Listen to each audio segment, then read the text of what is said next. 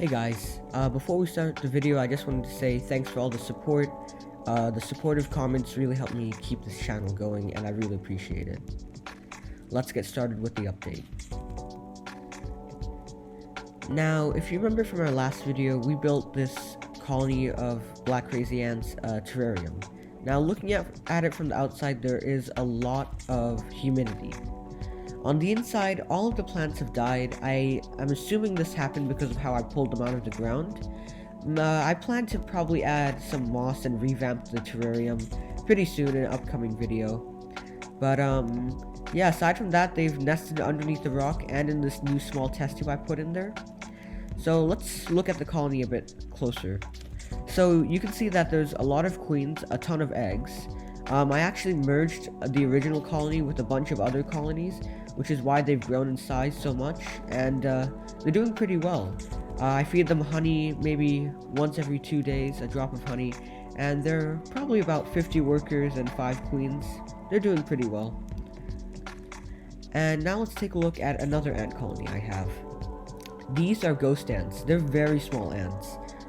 They're pretty cool. When they eat colored honey, their whole body changes color. They're called ghost ants because they're very transparent, as you can see. This is a single queened colony, but they're good with other colonies, as in you can merge colonies together, just like black crazy ants. So I'm probably gonna do that with these guys because I want to grow the colony bigger. But yeah, that's that. Now let's have a look at some of my normal queen ants. So I think this is a fire ant queen. I'm not 100% sure. It could be a big-headed, but I can't really tell. As you can see, it has a single larva alongside a ton of eggs, and I keep it in this drawer, and I sometimes leave a heat packet next to it in order to increase the humidity, which allows its eggs to grow faster. I'm expecting workers in maybe a week or 2. And this is my trapjaw queen. Now, there are a few eggs scattered throughout the test tube, but due to them being, well, scattered around, I'm assuming that this one isn't fertile, so I'm probably going to let her out, clean the test tube, and catch another type of queen ant in it. I also don't like trapjaw queen ants because they're built in a way that they can't fast throughout the duration of the time they're raising their first batch of eggs. So you have to actually feed them a lot, and this one tries to escape during feeding time, so I'm probably going to let this one go.